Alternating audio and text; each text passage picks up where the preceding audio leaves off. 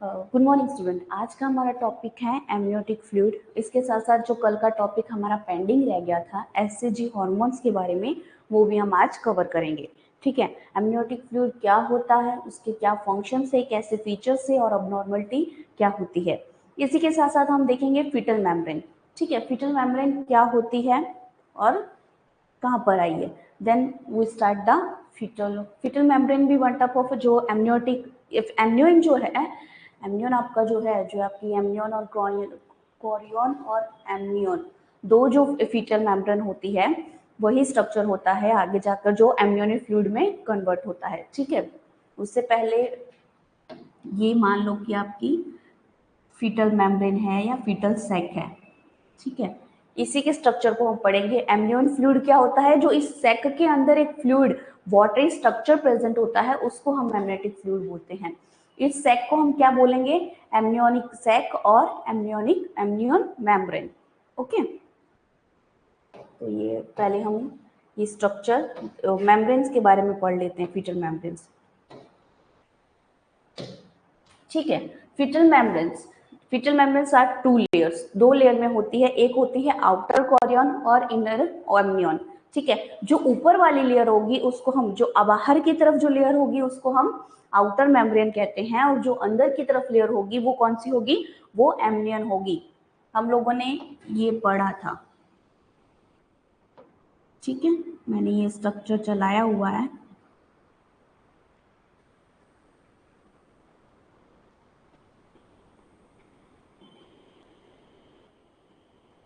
जो हमारा फीटस था, आगे जाके फीटस था, जैसे ये दो बाइल्यूमिनर डिस्क में डिवाइड हो रहे थे। जो ऊपर की कैविटी थी वो क्या थी, एपिब्लास्ट। नीचे की कैविटी थी क्या थी, हाइपोब्लास्ट। जो आगे जाकर किस में कन्वर्ट होती है, एक्टोडर्म में। जो ये ऊपर वाली कैविटी है ये क्या बनती है, एक्टोडर्म।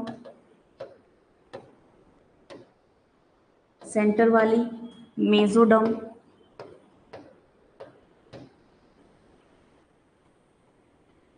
और नीचे वाली एंडोडर्म।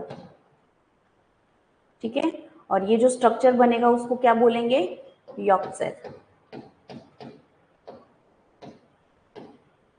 ठीक है, तो ये जो आपकी कोरियन है, जो कोरियन और इम्यून है, ये कहाँ से बनती है, आपके अपर पोर्शन से बनना स्टार्ट होती है।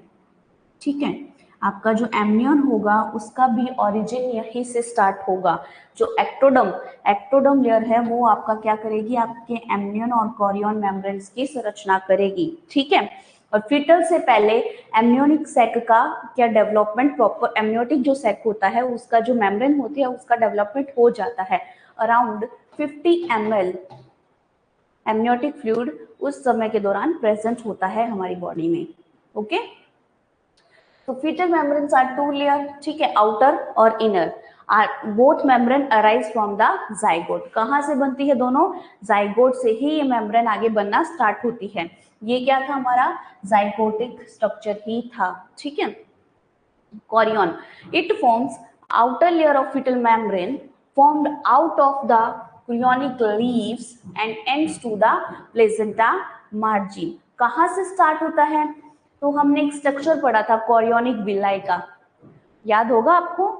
जो विलाई मैटरनल डेसिडुआ के अंदर तक पेनिट्रेट करके इन्वर्जन हो रही थी, वहां से ब्लड कलेक्ट कर रही थी, वही एम्ब्रियोनिक जो क्रियोनिक विलाई है, वहां से उनके जो लीव्स होते हैं, वहां के जो छेड़े, उनके जो लास्ट का कॉर्नर होता है, वो आगे चलकर क्या करेगा, क्रियोनिक मेम्ब्रेन की संरचना करेगा। और ये कहाँ तक आती है, जो भी आपकी कहाँ से स्टार्ट होगी, प्लेजेंटा मार्जिन से स्टार्ट होगी। ठीक है, जो प्लेजेंटा के ऊपर एक मार्जिन बना होगा उसको हम बोलते हैं क्लोनिक फ्लूइड।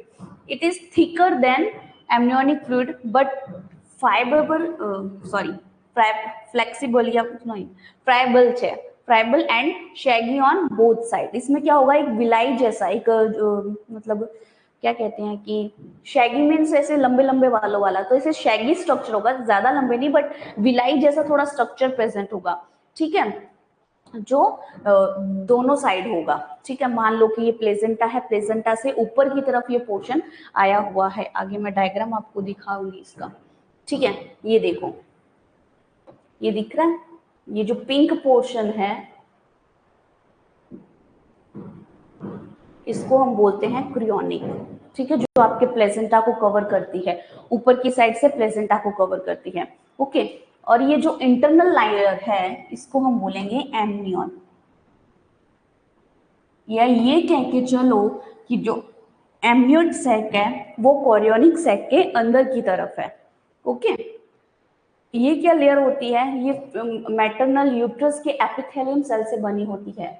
ओके, जो ये लेयर है आपकी मैटरनल यूट्रस के एपिथेलियम सेल से बनी होती है, थिक होती है ये, ठीक है। थोड़ा सैगी स्ट्रक्चर होता है इसके अंदर। सैगी क्यों होता है, क्योंकि ये जो है ब्लड सप्लाई जो क्रियोनिक है वहां से जो अब्जॉर्प्शन का काम होता है उसको इंक्रीज कराती है, ठीक है। जहां भी अगर विंगर लाइक प्रोजेक्शन आप कहीं भी देख रहे हो तो उनका मेन काम यही होता है कि वो सरफेस को इंक्रीज करते हैं, जिससे क्या होता है कि जो भी आपका ऑब्जॉर्प्शन का फंक्शन होता है, न्यूट्रिशन का फंक्शन होता है, वहां पर ज्यादा ऑब्जर्व किया जाए, ठीक है।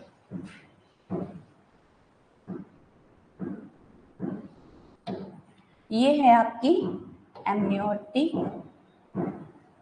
फ्लूइड, ठीक है, एमनियन के ऊपर आती है। ये एमनियन के ऊपर से आकर आपके प्लेसेंटा तक जाएगी। जो आपकी कोरियन लेयर है कहां से, एमनियन स्ट्रक्चर के ऊपर की तरफ लेयर से जाकर आपके प्लेसेंटा तक आएगी, ठीक है। या ये मान के चलो कि ये एमनियोटिक सक है, सैक है, एमनियोटिक सैक है। इसके ऊपर की जो लाइनिंग है वो कोरियोनिक है, और इसके अंदर की जो लाइन है, अंदर की जो लाइनिंग है वो क्या है, वो इसके अंदर की जो लाइन है वो एमनियोटिक है।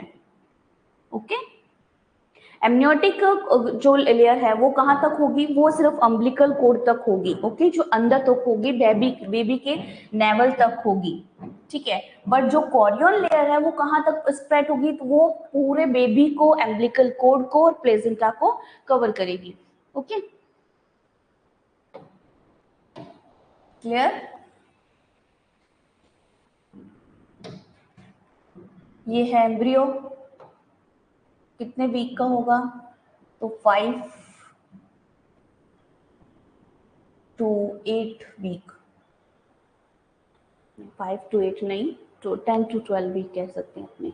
ओके, योकल सैक, ये जो येलो येलो स्ट्रक्चर आपको दिख रहा है ये कोरियोनिक विलाई जिसकी मैंने बात की थी, यहीं से ये स्ट्रक्चर डेवलपमेंट होना स्टार्ट होता है।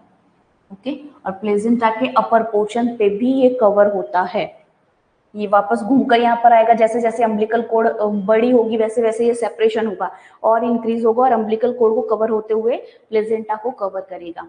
Okay, fetal portion of placenta, ये वाला, ये फैटल जो कौन सी लेयर होती है, फीटल लेयर होती है ना वो वाली, ये होती है मैटरनल लेयर जिसको हम डेसिडुआ भी कहते हैं। ओके, क्लियर, इतना आपको समझ आया होगा। तो क्रियोनिक कौन सी है, it is a outer layer of fetal membranes. Okay, कहां पर होती है ये, प्लेसेंटा की मार्जिन, क्रियोनिक विलियाई जो क्रियोनिक लीव्स है वहां से स्टार्ट होकर प्लेसेंटा की जो मार्जिन है, मार्जिन पर ही आकर बंद खत्म हो जाएगी। मार्जिन समझते हो, ऐसे राउंड, ये जो स्ट्रक्चर है इसको हम मार्जिन कहते हैं। Okay, amnion, it is the inner layer of fetal membrane develop from the inner cell mass, ठीक है, एक्टोडर्म से ओरिजिन होता है उसका। It is smooth, shiny and slippery that lie the contact with the amniotic fluid. It is thin but tough sac membrane that cover an embryo. अब ये क्या है, ये इंटरनल स्ट्रक्चर है जो आपके बेबी को क्या करती है, एकदम कवर करके रखती है, उसको इन्वायरमेंट देती है, थोड़ा स्लिपरी होता है एमनियोटिक फ्लूइड, थोड़ा स्लिपरी होगा, लचीला होगा, ठीक है, स्मूथ और शाइनी होगा। Okay, fetal function of fetal membrane, fetal function, हाँ, function of fetal membrane, amnion और chorion are both present during a women pregnancy. Okay, दोनों क्या होती है, प्रेगनेंसी के दौरान स्टार्ट होती है, जो क्या करेगी, आपके जो एम्ब्रियो है उसको पूरा इन्वायरमेंट प्रोवाइड करेगी, उसको डेवलपमेंट ग्रोथ होगा और उसको इजीली बेबी क्या है वो प्रॉपर मूव कर सके, ठीक है, वो इन्वायरमेंट उसको प्रोवाइड करे, उसका टेम्परेचर होगा वो भी एमनियोटिक सैक द्वारा ही मेंटेन किया जाएगा, ठीक है। इसके साथ साथ वो नरिशमेंट होगा वो प्रोवाइड करेगी, ब्रीथिंग में हेल्प करेगी, ठीक है। अगर मान लो कि मदर के जो स्टमक पे कहीं हाथ आप रख लो तो उसको जो बाइक पे मदर कहीं जा रही है तो उनको जो शॉक होगा उनसे भी वो प्रिवेंट करता है। ये एमनियन और एमनियोटिक फ्लूइड सेम है, एमनियोटिक सैक के अंदर एमनियोटिक फ्लूइड आया हुआ है, ओके। अब आता है एमनियोटिक फ्लूइड।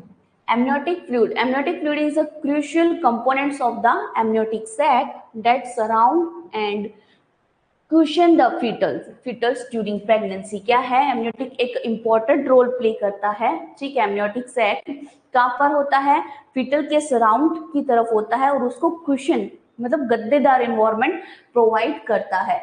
कब करता है, तो during pregnancy. It play several key role in fetal development and overall pregnancy health. ये क्या करता है, एक रोल करता है प्रोवाइड, उसको प्रॉपर इन्वायरमेंट प्रोवाइड करता है, ठीक है, जो उसका टेम्परेचर होता है वो, और मूवमेंट में उसकी हेल्प करता है, न्यूट्रिशन जो भी होंगे वो यहाँ से प्रोवाइड होंगे, ओके। पहला रिफ्लेक्शन होगा जो स्वेलोइंग का और सकिंग का, जो भी रिफ्लेक्शन फर्स्ट हम देखते हैं बेबी में, ठीक है, वो भी एमनियोटिक फ्लूइड के कारण ही स्टार्ट होता है, ठीक है। It is also known as liquor एमनी।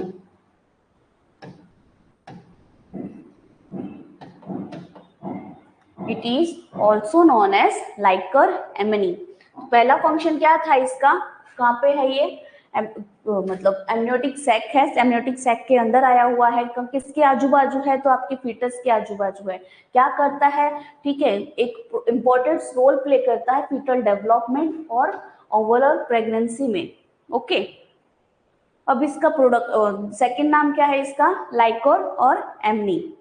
Production and regulation, production और रेगुलेशन इसका क्या है, कहाँ से प्रोड्यूस होता है और कहाँ से इसका रेगुलेशन होता है। कोई चीज प्रोड्यूस, अब हमारी बॉडी में है, मान लो कि CSF फ्लूइड प्रोड्यूस हो रहा है, तो जो भी हम प्रोड्यूस करते हैं उसका रेगुलेशन होता है, उसका सर्कुलेशन होता है, ठीक है। इसके साथ साथ जितना प्रोड्यूस डेली प्रोड्यूस होगा तो वो एक जगह पर रहेगा तो वो क्या हो जाएगा, इंक्रीज हो जाएगा, तो उसका ऑब्जॉर्प्शन भी होता है, ठीक है, उसका एक्सक्रिएशन भी होता है कि जो प्रोडक्शन है वो प्रॉपर मेंटेन। अगर खाली प्रोडक्शन का काम होगा तो वो अबनॉर्मलिटी में आ जाएगा, ओके, कि एक अगर एमनियोटिक फ्लूइड हद से ज्यादा जितना चाहिए ही नहीं टर्म पर वो उतना, उससे भी ज्यादा हो जाए तो वो अबनॉर्मलिटी हो जाती है, तो ठीक है। तो इसका प्रोडक्शन कौन करता है, उसका रेगुलेशन कैसे होता है वो हम देखते हैं। तो सोर्स, पहले हम सोर्स देखेंगे कि ये कहाँ से डेवलपमेंट होता है। एक पॉइंट करके लिख लो कि इसका ओरिजिनेशन कहाँ से होता है, एमनियोटिक सैक या एमनियन है वो कहाँ से बनता है, ectoderm.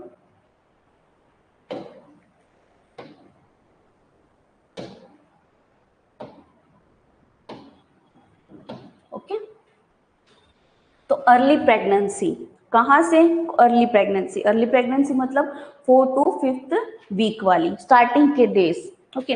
Early pregnancy initially produce by the ultra filtration of maternal blood, ultra filtration of maternal blood के द्वारा, ये ब्लड ऑफ प्लाज्मा, मैटरनल मतलब अर्ली प्रेगनेंसी में जो भी इसका रेगुलेशन होता है, उसका प्रोडक्शन होता है, वो मैटरनल जो ब्लड है, ब्लड प्लाज्मा है, उसके द्वारा होता है। कब तक होता है ये, तो 12 to 20 वीक्स, ओके।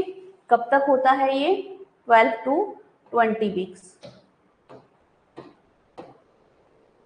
ठीक है। ये क्या है, ये आपका फर्स्ट सोर्स है जो अर्ली प्रेगनेंसी, क्योंकि उस वक्त विटल तो इतना डेवलपमेंट होगा नहीं कि वो रेगुलेशन कर सके इसकी या प्रोडक्शन कर सके, ठीक है। अर्ली प्रेगनेंसी 12 to 20 वीक्स में क्या होता है, जो भी इसका प्रोडक्शन है किसके द्वारा होता है, मैटरनल ब्लड प्लाज्मा के द्वारा, ठीक है। डिफ्यूजन प्रोसेस के द्वारा होता है, ऑस्मोसिस और डिफ्यूजन प्रोसेस आप लोगों ने पढ़ी होगी MSN में, ओके, उसके द्वारा होता है, ठीक है। अब आफ्टर, ठीक है, अब फिटल है जो 4 and 5 मंथ का हो चुका है, उसके बाद जो फिटल है वो खुद का कंट्रीब्यूशन प्लाज्मा में मतलब एमनियोटिक फ्लूइड में करना स्टार्ट कर देता है। तो फीटल का contribution, as the pregnancy progress, the fetus contribute to the production of amniotic fluid through the urine output, which become the primary source of fluid। ठीक है, ये fetus के द्वारा है। अगर मदर के द्वारा पूछा जाए तो कौन सा होगा? Alteration filtration of maternal blood plasma. Okay, alteration filtration of maternal blood plasma. ठीक है, अगर मदर के अंदर ये पूछा जाए तो। और अगर फीटल में ये पूछा जाए तो कब कौन सा होगा?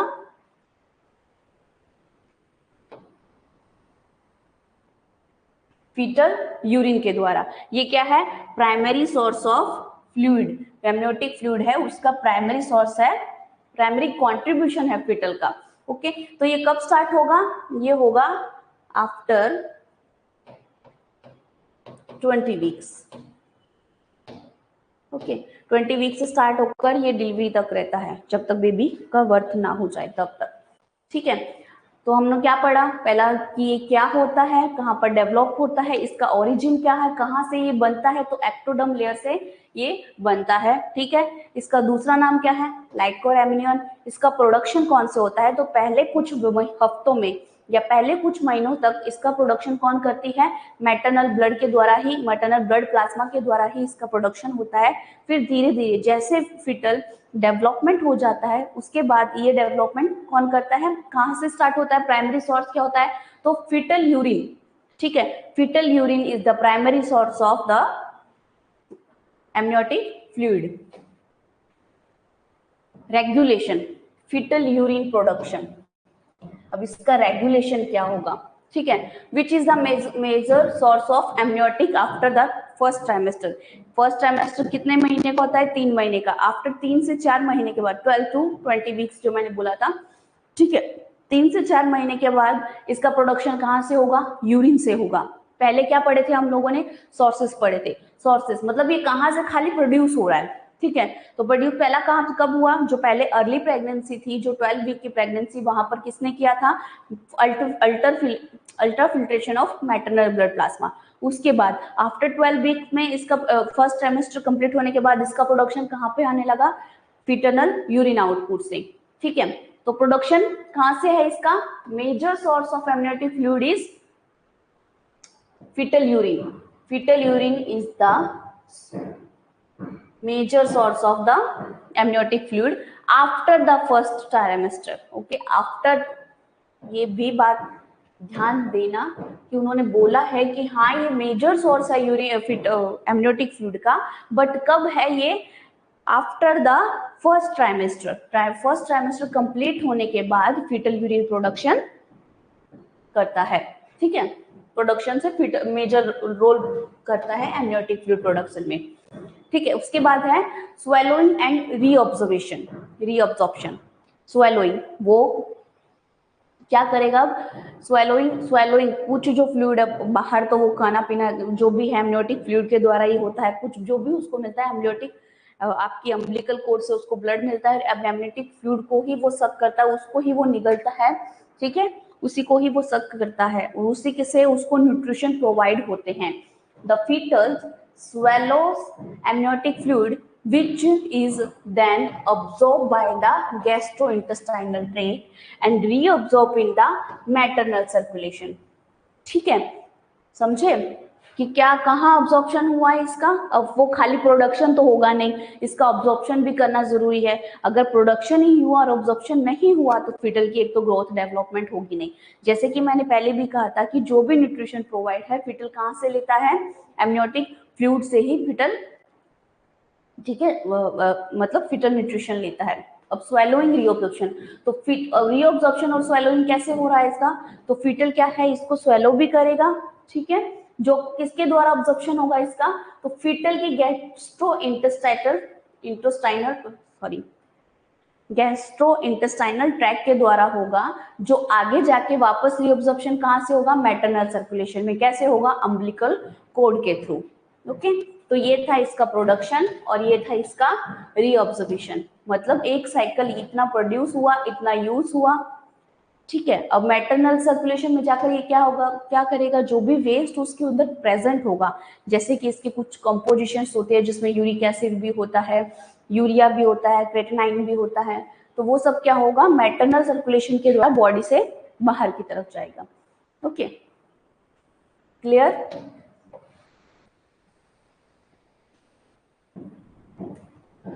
प्राइमरी सोर्स कौन सा है आफ्टर फर्स्ट ट्राइमेस्टर, तो यूरिन, फिटल यूरिन प्रोडक्शन, ठीक है। बिफोर फर्स्ट ट्राइमेस्टर तो कौन सा होगा, maternal ultra filtration maternal blood plasma. Okay, reobservation किसके द्वारा होगा, मतलब स्वेलोइंग कौन करेगा, फिटल करेगा, रीऑब्जर्वेशन किसके, अब्जॉर्प्शन किसके द्वारा होगा, गैस्ट्रोइंटेस्टाइनल ट्रैक्ट के द्वारा होगा, और रीऑब्जर्प्शन किसके द्वारा होगा, तो मैटरनल सर्कुलेशन के द्वारा होगा, ठीक है। कंपोजिशन ऑफ एमनियोटिक फ्लूइड, तो कंपोजिशन क्या होते हैं एमनियोटिक फ्लूइड में।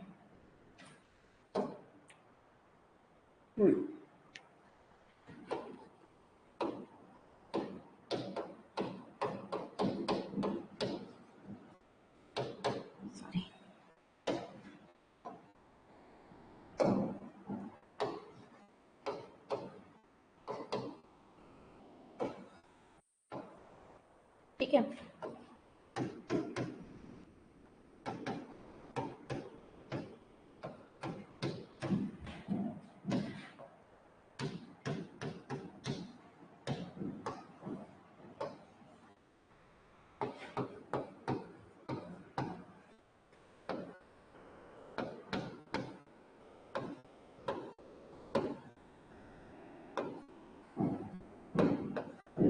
ओके, ठीक है।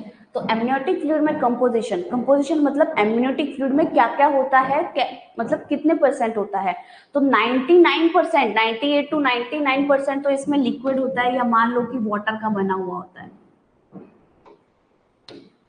ठीक है।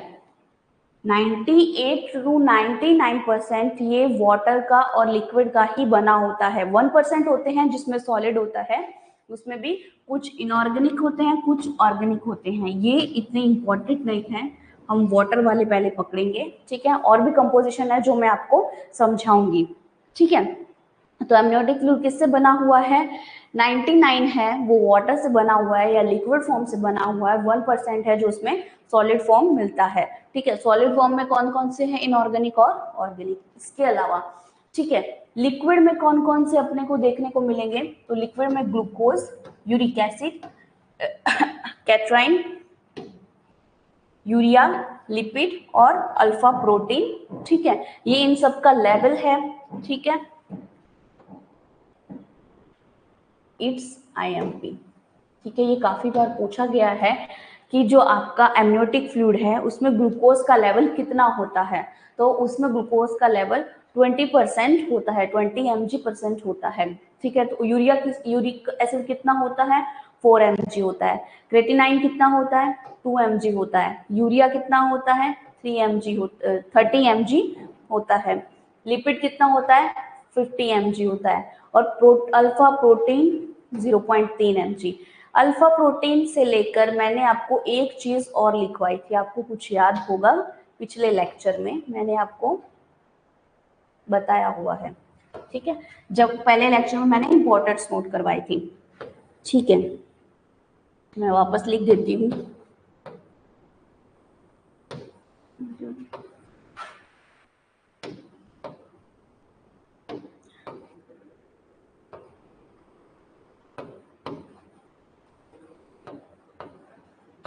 ठीक है।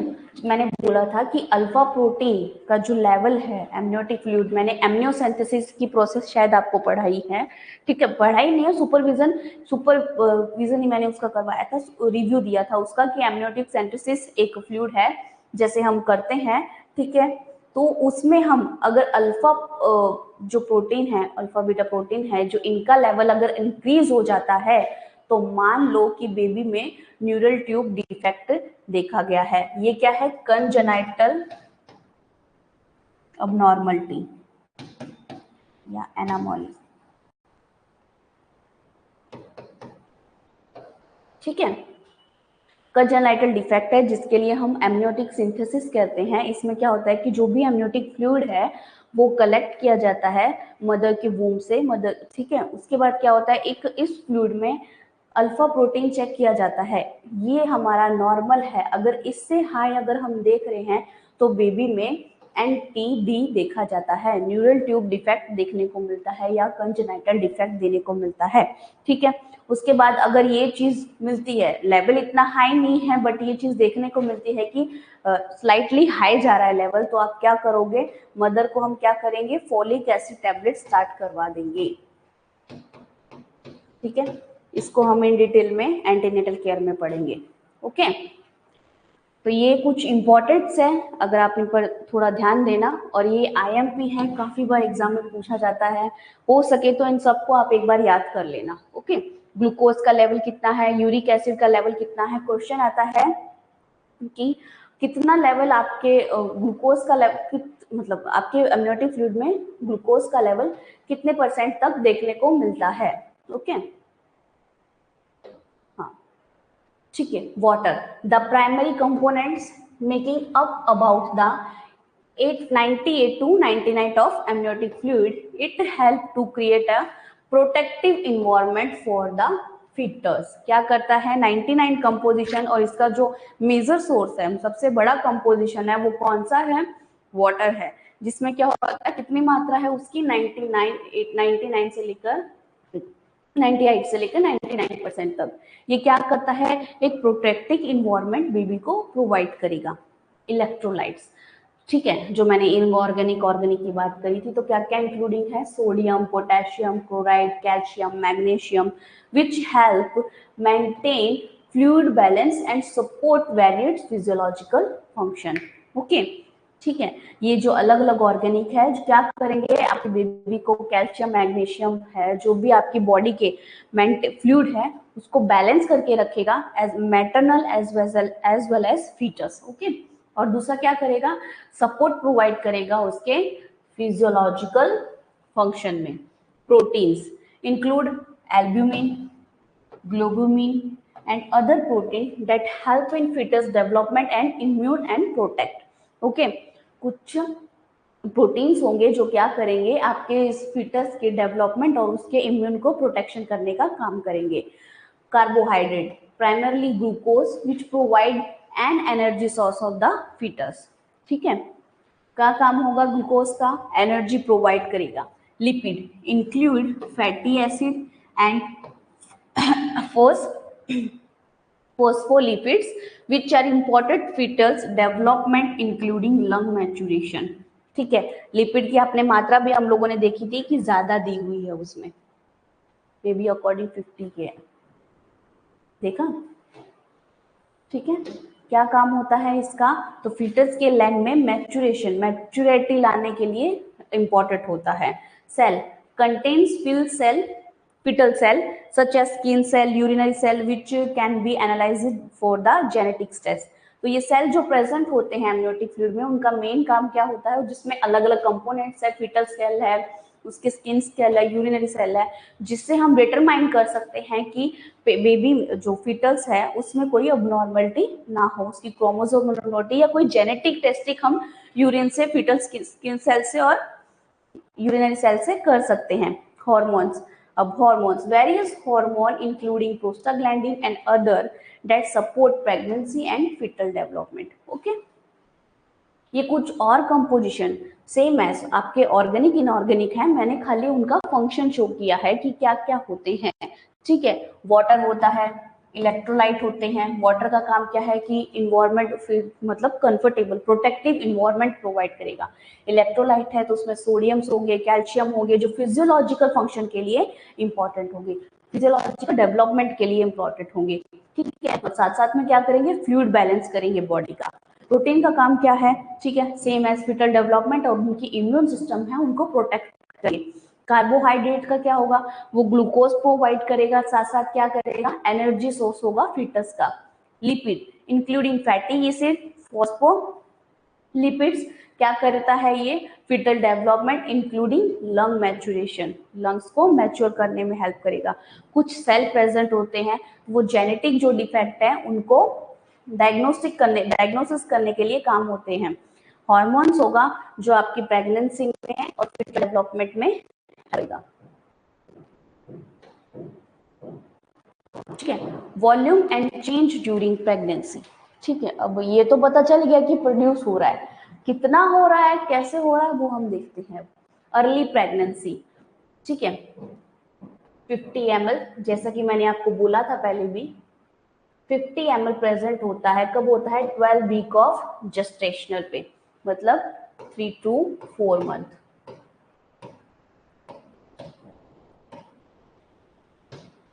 ठीक है, सॉरी, हाँ 3 मंथ, 3 मंथ पर्टिकुलर मेंशन किया है ना मैंने, 3 मंथ, फर्स्ट ट्राइमेस्टर के आसपास। कितना वॉल्यूम है इसका? 50 ml। Mid pregnancy increase gradually around 400 to 400 range है इसकी। ठीक है, अगर एवरेज है उसकी, अगर रेंज पूछी जाए तो 300 to 500 ml 20 week of gestational में क्या होता है? 20 वीक ऑफ जेस्टेशनल में क्या होता है? प्रोडक्शन हो जाता है। ठीक है, ये क्या है? अगर एवरेज पूछी जाए, और दिस वन इज रेंज। आपको रेंज पूछा जाए कि कहां से कितना तक, 50 जो 20 वीक जेस्टेशनल में है, मिड प्रेगनेंसी में है, आपका एमनियोटिक फ्लूइड की वॉल्यूम कितनी होती है, तो वो आपको कितना मेंशन करना है? 350। अगर एवरेज पूछ रहे हैं तो 400। ओके, 20 week of gestational, late pregnancy, peaks at approximately, ठीक है, 800 टू 1000 एट टर्म, मतलब 37 से लेकर 42 वीक पर। ओके, 40 सॉरी यहाँ पर 42 आएगा। ठीक है, 834 से लेकर 40 तक एट द टर्म, ये क्या होता है? आपका पिक लेवल पर होता है। इसकी ml कितना होगा? 1000 ml। ठीक है, पोस्ट टर्म में आते आते ही क्या हो जाता है? 2 ml डिक्रीज हो जाता है। मान लो कि 42 वीक्स के आसपास। नॉर्मल एट टर्म कितना होता है? 37 से लेकर 40 वीक्स में। तो टर्म एज पर ये कितना होगा? 800 से लेकर 1000 तक। ठीक है, अगर 1000 है तो पोस्ट मैच्योरिटी में आते आते ये कितना हो जाएगा? 800। ओके, मान लो 800 है तो 200 तक डिक्रीज हो जाता है। एमनियोटिक फ्लूइड क्या होता है? अल्कलाइन होता है, पीएच इसका 7.2 होता है। ठीक है, और लो स्पेसिफिक ग्रेविटी, ग्रेविटी कितनी होती है एमनियोटिक फ्लूइड की? 1.010। ओके, 1.01। ये कुछ स्ट्रक्चर है इसके बारे में। ठीक है, एमनियोटिक फ्लूइड में पहले हम लोगों ने क्या पढ़ा? कंपोजिशन क्या होता है। अब एक और कलर में आपको साथ में पढ़ाऊंगी जब मैं अबनॉर्मलिटीज पढ़ाऊंगी। ओके, अगर लिखना चाहो तो लिख सकते हो। ड्यूरिंग प्रेगनेंसी क्लियर फ्लूइड होता है, टर्म पर आकर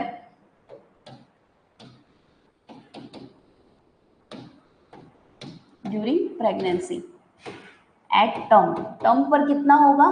टर्म पर इसका कलर ये अंबर कलर हो जाता है या पेल येलो कलर हो जाता है। ठीक है, पेल येलो हो जाता है।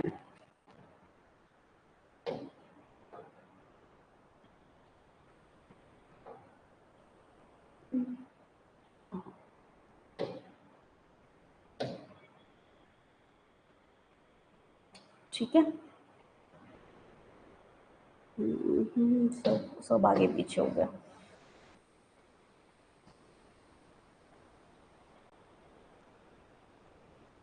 मैं वापस रिटर्न कर देती हूँ, आपको वापस लिख देती हूँ ये।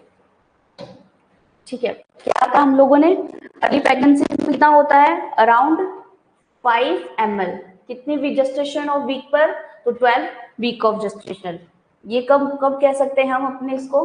प्रीटर्म। ये मतलब स्टार्टिंग स्टेज ही है, अर्ली स्टेज ही है। अर्ली स्टेज लिख दो, वो ज्यादा बेटर रहेगा। ठीक है, उसके बाद आता है मिड प्रेगनेंसी। कहां से स्टार्ट होगा? 20 वीक्स, मतलब 5 महीने के आसपास, 5 मंथ। कितना होता है 5 मंथ? 500, ये भी प्री टर्म में ही आएगा। 37 से पहले जितने भी वेजिटेशन वीक होगा या जिसमें भी डिलीवरी हो जाती है 37 से पहले, वो क्या होते हैं? Pre term. ठीक है। Late pregnancy at the term ये कितना हो जाता है? 30 to 4, तो मतलब 34 से लेकर 36 तक ये 800 से लेकर, या मान के चलो कि 34 से 40 तक ये 800 से 1000 ग्राम तक बढ़ जाता है, 1000 ml तक चला जाता है। ठीक है। आफ्टर ये होता है at the term, at term. Okay. Post term 200 ml decrease हो जाएगा और 800 ही रह जाएगा। ठीक है। 40 या 42 मैंने बोला था। ठीक है। अगर मान लो कि 1000 है तो कितना हो जाएगा? 800। या मान लो कि 800 है तो कितना नहीं रह जाएगा? 600। फिर ये ओलिवियो में आ जाएगा, ध्यान रखना। ठीक है। Amniotic fluid alkaline with low specific, alkaline होता है। पीएच कितना होता है इसका? 7.2 सेंटीमीटर, नहीं 7.2 इसका पीएच लेवल होता है। और जो स्पेसिफिक ग्रेविटी इसकी क्या होती है? लो होती है, 0.10। ठीक है। जो भी मैंने ये पढ़ाया है सब आईएमपी है। ठीक है। एज अ ऑब्जेक्टिव बेस और as a government job. Okay. जो भी मैंने मार्कआउट किया है आप लिख सकते हो। ऐसा हो तो मैं एक अलग स्लाइड आपको बना देती हूँ। वॉल्यूम स्ट्रक्चर एमनियोटिक फ्लूइड के बारे में लिखती हूँ। ठीक है। पहले तो ये दिखता कैसा है? Colour,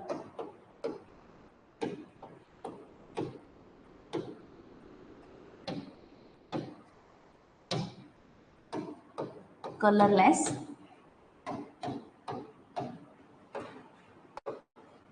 clear fluid.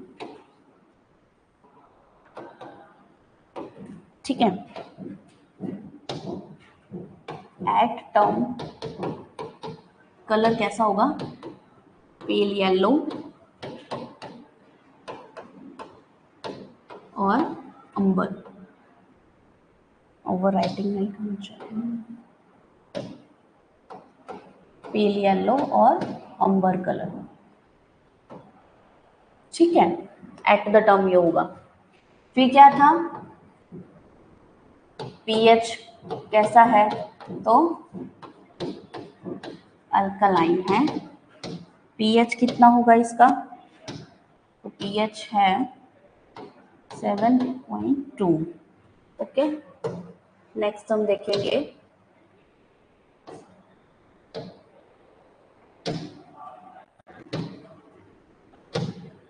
ठीक है।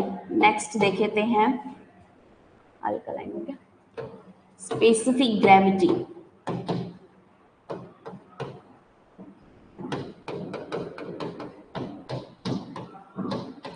10-10 करके याद रखना, 1.010। ओके। या 10-10 करना, खाली 1 के बाद पॉइंट है। ओके। अब आया है इसका वॉल्यूम।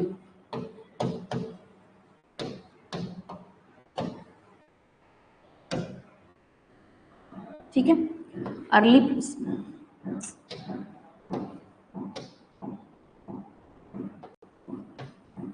अर्ली स्टेज,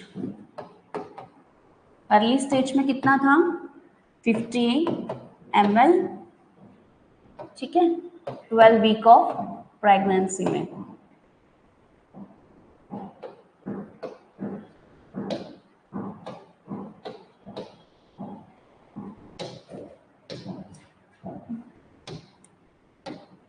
ठीक है। उसके बाद 4 to 500। ठीक है। किसमें था? 20 वीक ऑफ प्रेगनेंसी ml।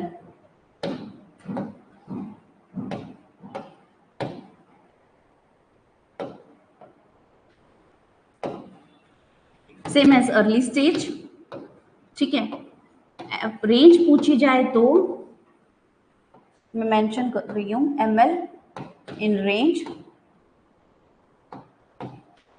और एवरेज पूछा जाए तो 400। ओके, फिर आया एटॉम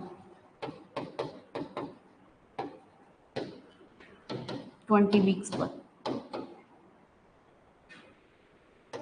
800 to 1000 ml। लीटर में पूछा जाए तो 1 लीटर। और ठीक है, सबकी एक जैसी नहीं होती, अलग अलग होती है। तो 1 लीटर से लेकर 1.2 लीटर तक होती है। ठीक है, at the term week mention कर देते हैं मुझे।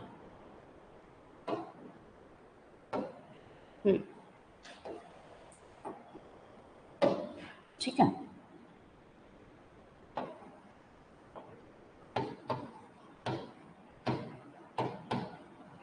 ठीक है।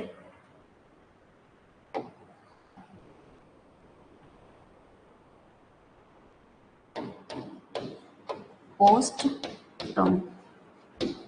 टर्म में कितना होता है? 200 डिक्रीज हो जाता है ml।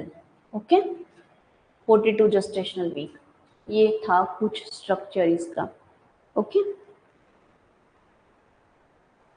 क्या पढ़ा कि एमनियोटिक फ्लूइड क्या होता है, एमनियन क्या होता है, कोरियन क्या होता है। कोरियन क्या होता है कि आउटर लेयर होती है फीटल मेम्ब्रेन की। फीटल मेम्ब्रेन क्या है? एमनियोटिक सैक को फीटल मेम्ब्रेन भी कहते हैं।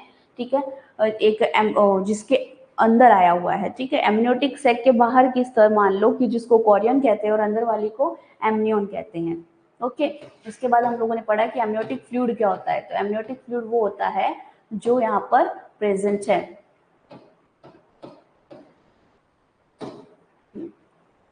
ये वाली स्लाइड थी। हाँ, एमनियोटिक फ्लूइड हम लोगों ने देखा कि क्या होता है, क्या रोल होते हैं, कौन कौन से कंपोजिशन है, कैसा कैसा इसका स्ट्रक्चर है, इसका रेगुलेशन कहाँ से है, इसका ओरिजिन कहाँ से है। ठीक है, वो सब हमने देख लिया। तो ओरिजिनेशन कहाँ से हुआ था? एक्टोडर्म लेयर से। Okay, volume and change during, ये मैंने अब समझा दिया है कि अर्ली प्रेगनेंसी से लेकर लेट प्रेगनेंसी तक कौन कौन से वीक पर कितना ये होता है। ठीक है, अब फंक्शन क्या है इसका? Protective question. जो भी आपका जो बेबी है, ठीक है, मान लो ये बेबी है, बेबी के आसपास एक प्रोटेक्ट लेयर बना देता है, एक जिसमें फ्लूइड होता है। ठीक है, इसमें बेबी क्या होता है? ठीक है, बेबी को प्रोटेक्टिव करके रखता है क्वेश्चन, उसको शॉक ऑब्जॉर्प्शन करता है। ये शॉक ऑब्जॉर्प्शन करता है। एक बलून के गुब्बारे में अगर आप कोई छोटा सा गुड्डा या कुछ चीज रखोगे पानी के भरे गुब्बारों में, तो अगर आप उसको नीचे फेंकते हो तो वो अंदर की जो चीज है वो टूटेगी नहीं। ठीक है, ऐसे ही बलून के गुब्बारे के जैसे ही एमनियोटिक सैक क्या होता है? आपके फीटस के प्रोटेक्टिव प्रोवाइड करता है, एक कुशन इन्वायरमेंट देता है। यहाँ पर पानी भरा हुआ है। ठीक है, अगर मदर के ऊपर प्रेशर आता है तो ये क्या करता है? शॉक ऑब्जॉर्ब कर लेता है, मदर को झटकों से बचाता है। ठीक है, प्रोटेक्टिव कवर प्रोवाइड देता है। उसके बाद है अलो मूवमेंट टू फीटस। फीटस को कैसे देता है? जो भी एमनियोटिक फ्लूइड है, आपके जो यूट्राइन है, यूट्रस है, उसको डिस्टेंस करने में हेल्प करता है। उसको क्या करता है? उसको डिस्टेंस करता है, उसको फैलाने में हेल्प करता है प्रॉपर। अब जैसे ही वो बड़ा होगा, बेबी क्या होगा? अंदर ग्रोथ भी प्रॉपर हो जाएगी और साथ साथ में क्या करेगा? फीटल मूवमेंट भी प्रॉपर होगी। ठीक है, exchange of fetal, fetal fluid, exchange of fluid, fetal नहीं, एक्सचेंज ऑफ फ्लूइड। क्या क्या फ्लूइड चेंज करता है? तो वाटर, केमिकल, मैटरनल ब्लड भी इसके द्वारा ही एक्सचेंज होता है। जैसे कि मैंने बोला था कि जो भी रीअब्जॉर्प्शन अपनों ने देखी थी कहाँ पर होती है? मैटरनल ब्लड सर्कुलेशन के द्वारा ही होती है। ठीक है, टेम्परेचर मेंटेन, उसको प्रॉपर इन्वायरमेंट प्रोवाइड करेगा। ये वूम के अंदर जो वार्म होता है ना, वार्म इन्वायरमेंट चाहिए होता है बेबी को, तो ये प्रॉपर वार्म जो मेंटेन टेम्परेचर है उसको मेंटेन करने में हेल्प करेगा। क्वेश्चन अगेंस्ट इंजरी और trauma and give information about the health of fetus. ये कैसे दिया कि इंफॉर्मेशन की हेल्थ के रिलेटेड ये कैसे अपने को इंफॉर्मेशन देगा? हमने आगे पढ़ा था कि इसकी कंपोजिशन में क्या है? फीटल सेल है, यूरिन सेल है। तो जेनेटिक अबनॉर्मलिटी अगर मान लो किसी के जीन्स में कोई फैक्टर है, इन फ्यूचर में प्रीवियस प्रेगनेंसी को मदर को कोई प्रॉब्लम थी, तो हम कंडक्ट करवा सकते हैं अर्ली प्रेगनेंसी में कि अब जो बेबी फीटस है उसमें कोई अबनॉर्मलिटी या जेनेटिक क्रोमोसोम या कुछ भी जेनेटिक फैक्टर प्रेजेंट है या नहीं, अबनॉर्मलिटी है या नहीं। इसके साथ साथ कंजेनाइटल डिफॉर्मिटी है उसको भी हम प्रोटेक्ट कर सकते हैं, एमनियोसिटोसिस हो गया, ठीक है। और अगर मान लो कि जो एनएसटी टेस्ट वगैरह होते हैं, एमनियोटिक फ्लूइड के कारण जो बेबी मूवमेंट कर रहा होता है अच्छे से, तभी हम लोगों को उनके कॉन्ट्रैक्शन, उसकी हार्ट रेट होती है, उसकी मूवमेंट का हम पता लगा सकते हैं। तो बेबी की वेलबींग के लिए एमनियोटिक फ्लूइड बहुत जरूरी है, ताकि हमें पता लग सके कि इसकी हेल्थ, फीटल्स की हेल्थ कैसी है। ओके, नेक्स्ट है अबनॉर्मलिटी। क्या क्या अबनॉर्मलिटी देखने को मिलती है, ठीक है। तो एमनियोटिक अबनॉर्मल कलर देखते हैं पहले तो, ठीक है। मैंने बोला था नॉर्मल कलर कौन सा है इसका, नॉर्मल कलर है क्लियर फ्लूइड दिखता है, ठीक है, एकदम क्लियर फ्लूइड होता है, कोई उसमें कुछ भी अबनॉर्मलिटी नहीं होती। एट टर्म, प्रेगनेंसी के एट टर्म आते आते ये क्या हो जाता है, एट द टर्म आते आते ये पेल कलर या अंबर कलर में हो जाता है। बाकी नॉर्मल कलर क्या होगा, इसका क्लियर फ्लूइड है, ट्रांसपेरेंट फ्लूइड है ये, ठीक है। The abnormal color of amniotic fluid has got significant meconium stain. अगर ग्रीन कलर का होगा तो मैकोनियम स्टेस होगी। ये क्या सजेस्ट करता है कि फीटल जो है वो डिस्ट्रेस है या ब्रीच या ट्रांसफरलाइजेशन में है, ठीक है। एक्सपेक्ट बोला है ये, ठीक है। क्या सजेस्ट करता है कि फीटल डिस्ट्रेस है, खाली इतना ही, ओके। मैकोनियम स्टेन होगी तो वो क्या सजेस्ट करता है कि फीटल डिस्ट्रेस है। गोल्डन कलर होगा तो it suggest RH incompatibility. RH incompatibility एक डिजीज कंडीशन है, वो हम डिटेल में आगे चलाएंगे। अभी के लिए सिर्फ इतना याद रखो कि गोल्डन कलर अगर बेबी का जो एमनियोटिक कलर फ्लूइड है उसका अगर गोल्डन कलर होगा तो वो क्या सजेस्ट करता है, तो वो आरएच इनकम्पैटिबिलिटी सजेस्ट करेगा। ओके, ग्रीन येलोइश सैफ्रॉन केसरी रंग का है तो वो क्या करेगा, post maturity, okay, post maturity करेगा या पोस्ट टर्म सजेस्ट करेगा। Dark colour at it suggest concealed accident haemorrhage. Concealed ये टाइप होता है अब्रप्शो प्लेजेंटा का। अब्रप्शो प्लेजेंटा क्या होती है कि टाइमिंग से पहले जो टाइमिंग होती है फिटल सेपरेशन की, वो ड्यूरिंग प्रेगनेंसी ही हो जाती है, ठीक है। तो डार्क कलर, अगर डार्क थोड़ा लाइट ब्राउन कलर या तो राइट रेड कलर देखने को मिले तो मान लो कि कंसील्ड एक्सीडेंट हेमरेज है, जिसको हम क्या बोलते हैं, अब्रप्शो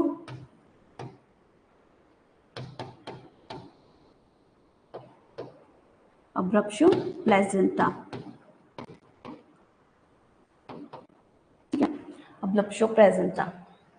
डार्क ब्राउन टेबेको जूस होगा तो it suggest intra uterine death. अगर रेड ब्लैक कलर का ब्लड अगर आपको देखने को मिलता है तो मान लीजिए कि जो बेबी है उनकी इंट्रा यूट्राइन डेथ हो चुकी है, ओके। हाँ, ये कुछ चार्ट है, ठीक है। नॉर्मल कलर कौन सा होगा, व्हाइट कलर का होगा। प्रेगनेंसी तक एट प्रेगनेंसी सॉरी वहां तक आते आते एट टर्म तक आते आते ये पुरुलेंट सॉरी ये पेल येलो कलर का हो जाएगा। टर्बिडिटी देखने को मिलेगी इसमें, ओके, पेल येलो कलर का हो जाएगा एट द टर्म।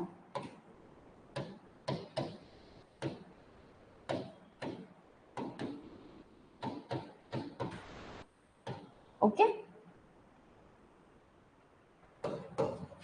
क्लियर होगा और ट्रांसपेरेंट होगा।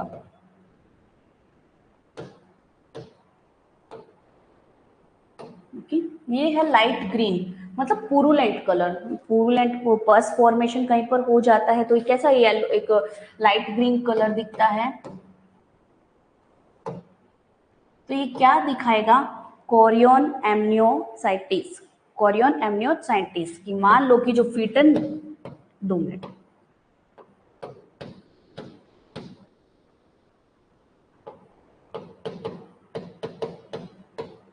जो आपकी फीटल्स मेम्ब्रेन है उसमें कुछ इन्फेक्शंस हुए हैं। फीटल मेम्ब्रेन कौन कौन सी, जो आपकी एम्ब्रियन और कोरियन, एमनियन और कोरियन, जो 2 फीटल मेम्ब्रेन थी उनमें इन्फेक्शन हुआ है, ठीक है। ग्रीन कलर का जो मैंने बोला था वो क्या दर्शाता है, फीटल डिस्ट्रेस।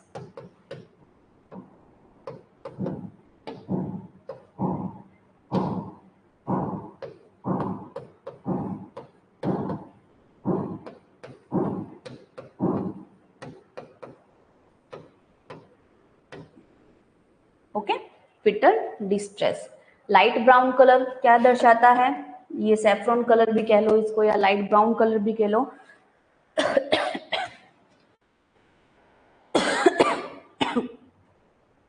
क्या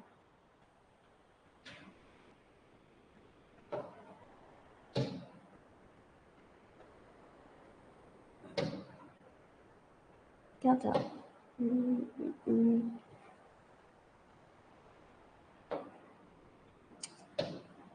हाँ, पोस्ट मैच्योरिटी,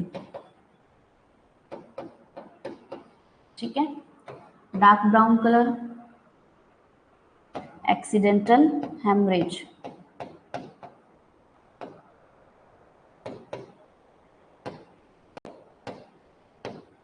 ठीक है। और ब्लैक कलर का होगा तो फीटल डेथ।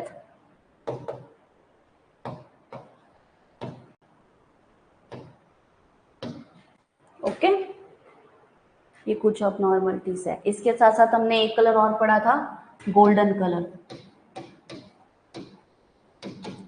RH incompatibility.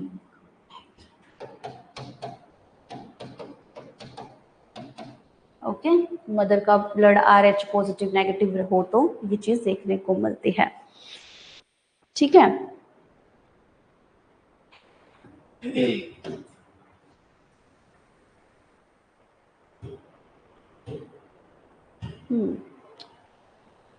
तो क्या क्या देखा आज आप लोगों ने? एमनियोटिक फीटल मेम्ब्रेन देखी, कोरियोनिक और एमनियन देखा, स्ट्रक्चर देखा उनका, ठीक है, कि कैसा होता है। उसके बाद क्या देखा, फंक्शन देखा, इन मेम्ब्रेन का फंक्शन क्या होता है। उसके बाद फीटल एमनियोटिक फ्लूइड क्या होता है वो देखा, कि एक ऐसा कंपोनेंट्स है, ठीक है, जो एमनियोटिक सैक के अंदर होता है। वो क्या करता है, क्वेश्चन प्रोवाइड करता है फीटस को, ठीक है, क्या करता है, क्वेश्चन प्रोवाइड करता है, उसको प्रोटेक्ट करके रखता है, साथ साथ क्या करता है, उसके डेवलपमेंट में हेल्प करता है। क्योंकि 4th वीक में आकर ये जो फीटस है वो एमनियोटिक फ्लूइड को स्वेलोइंग करेगा और साथ साथ क्या करेगा, यूरिन आउटपुट के थ्रू उसको बाहर करेगा। तो उसमें न्यूट्रिशन जो भी प्रोवाइड होंगे वो उसी के थ्रू उनको प्रोवाइड होंगे। ओके, इसको और क्या कहते हैं, तो एमनियन लाइक एमनियन कहते हैं। इसका प्रोडक्शन हम लोगों ने देखा। पहला सोर्स कौन सा है इसका, तो पहला फर्स्ट सोर्स है इसका maternal blood before first trimester. Okay, after में कौन सा है, फीटल यूरिन। ओके, स्वेलोइंग कहाँ पर होता है इसका, अब्जॉर्प्शन कहाँ पर होता है, तो गैस्ट्रो इंटेस्टाइनल ट्रैक्ट पर, और रीअब्जॉर्प्शन कहाँ होता है, तो मैटरनल सर्कुलेशन में। ओके, उसके बाद हम लोगों ने कंपोजिशन पढ़े, कौन कौन से कंपोजिशन होते हैं, ठीक है। वाटर होता है 99%, 1% सॉलिड होता है, सॉलिड में भी इनऑर्गेनिक और ऑर्गेनिक होते हैं, और वाटर में ग्लूकोज, यूरिक एसिड, लिपिड, ठीक है, एमिनो एसिड, वो सब आपको देखने को मिलता है, ठीक है। ये मैंने चला दिया, ये इनकी वैल्यू है, ये आपको याद करनी पड़ेगी, आपको रटनी पड़ेगी, ठीक है। कितनी वॉल्यूम होती है, कौन से वीक पर कितना होता है, ठीक है, वो सब। इसका पीएच देखा, फिर इसका स्पेसिफिक ग्रेविटी देखी हम लोगों ने एमनियोटिक फ्लूइड की कितनी होती है, फंक्शंस देखे, ओके, फिर अब नॉर्मल टेस्ट देखी, ठीक है।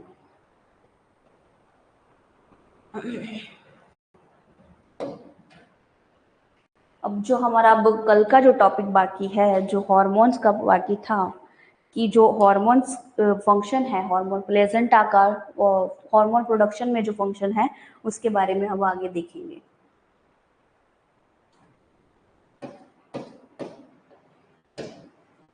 हेडिंग डालो HSG।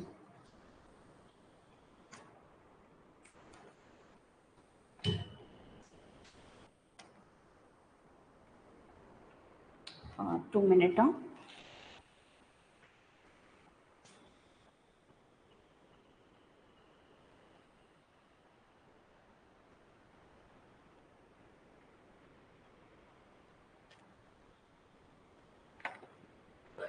नहीं नहीं,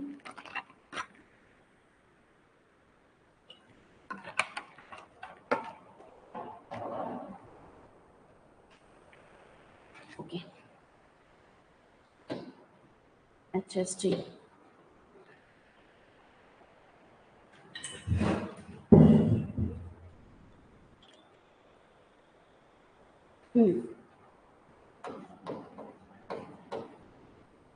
ठीक है, हार्मोनल फंक्शन ऑफ प्लेजेंटा का ये टॉपिक है।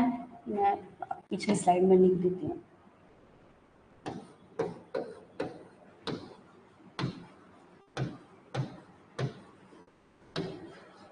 ये टॉपिक मैंने पेंडिंग रखा था, ठीक है।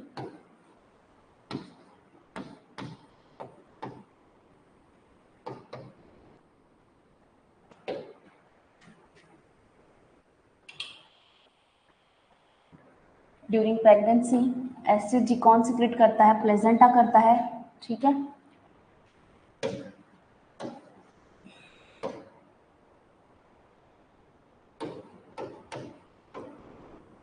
ये 2 टाइप के हॉर्मोन्स रिलीज करता है। एक होता है स्टेरॉइड नेचर का, एक होता है प्रोटीन नेचर।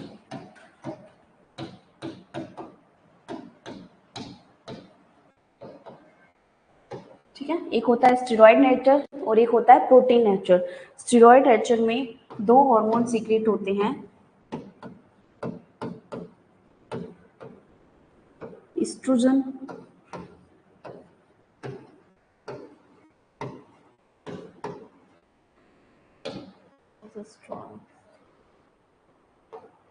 क्या हो गया?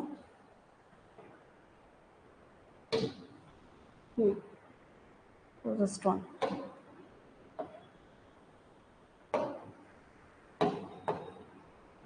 ठीक है, और ये 2 हार्मोन रिलीज करेगा, एचसीजी और एचपीएल। ठीक है, और अब पढ़ेंगे हम एचसीजी के बारे में।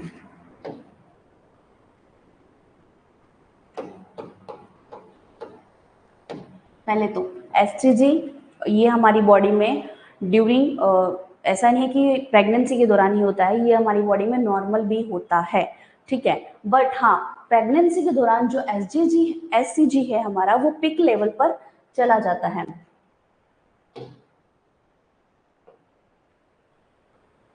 ओके, हाँ, ठीक है। प्रेगनेंसी के दौरान जो हमारा जो HCG लेवल है, human chronic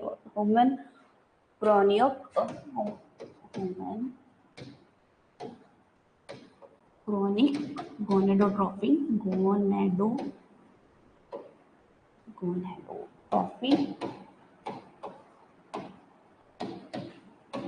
hormones, human chorionic gonadotropic hormones, ठीक है। ये ड्यूरिंग नॉन प्रेगनेंसी में एचसीजी नॉन प्रेगनेंसी में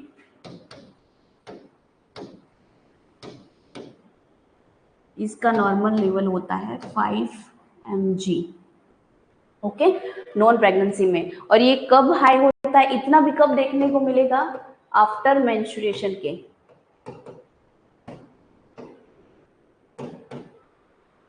आफ्टर मेंस्ट्रुएशन के कितने दिन? 7 to 10 डेज में, ओके। ड्यूरिंग प्रेगनेंसी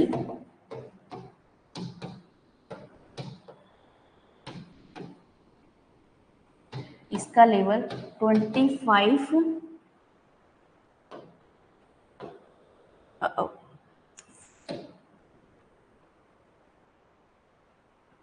25 mg या ml पर लीटर, ठीक है, सॉरी mg पर लीटर होता है।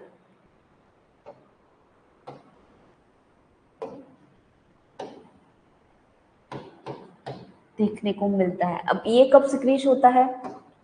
8 दिन आफ्टर फर्टिलाइजेशन, ओके। फर्स्ट कहां पर देखने को मिलेगा? ब्लड में। कितने दिनों में? 8 to 10 डेज में आफ्टर फर्टिलाइजेशन।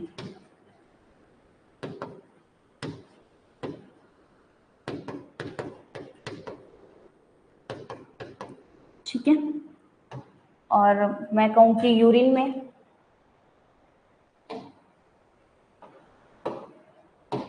तो 11 to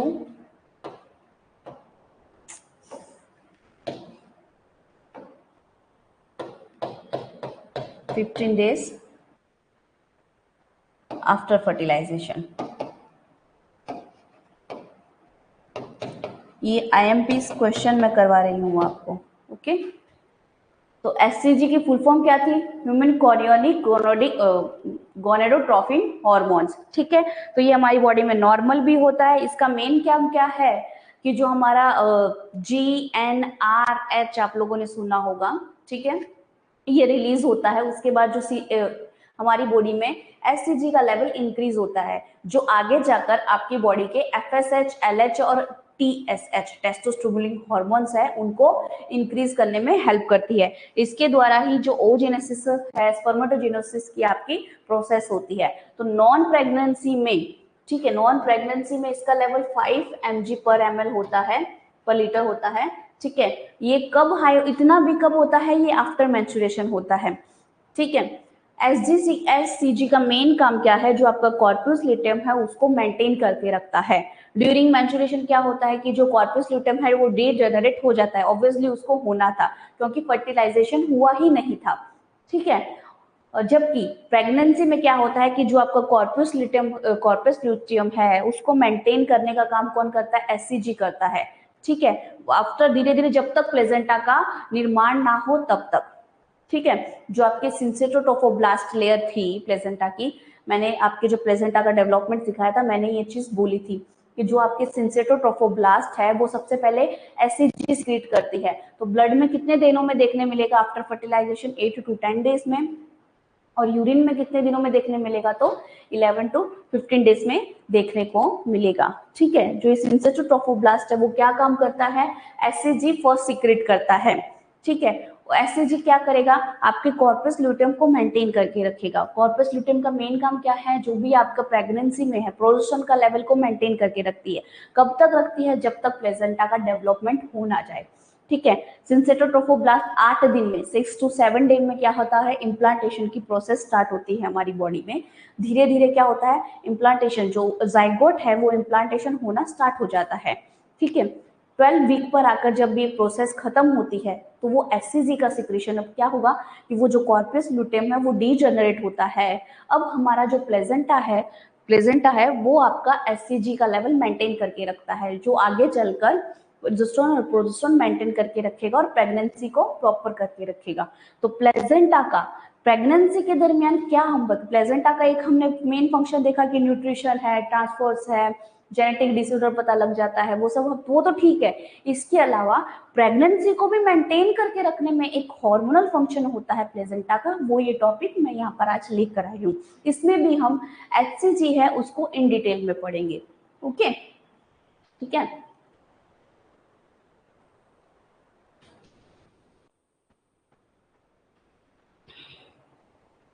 तो SCG सीक्रेट कहाँ से होता है?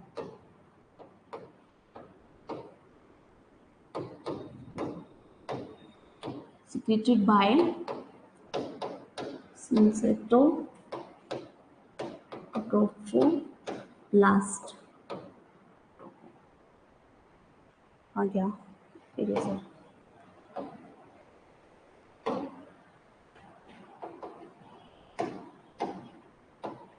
ट्रोफोब्लास्ट, सिंसेटोट्रोफोब्लास्ट, जिसको हार्मोनल यूनिट भी कहा जाता है। ठीक है, तो जो SCG है सीक्रेटेड किसके द्वारा किया जाता है? सिंसेटोट्रोफोब्लास्ट।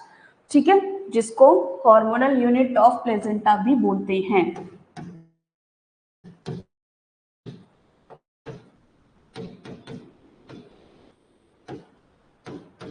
Hormonal unit of placenta. ठीक है, इसको हार्मोनल यूनिट ऑफ प्लेजेंटा भी बोलते हैं हम।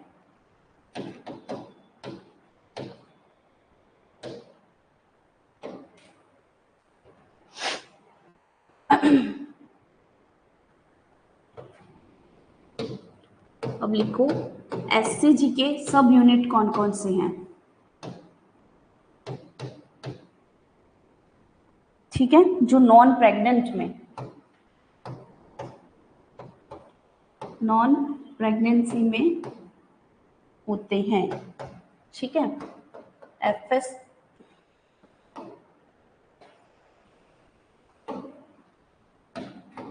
एफएसएच, एलएच और TSH, follicular stimulating hormones, luteinizing hormone और टेस्टोस्टेरोन स्टिमुलेटिंग हॉर्मोन्स, ठीक है।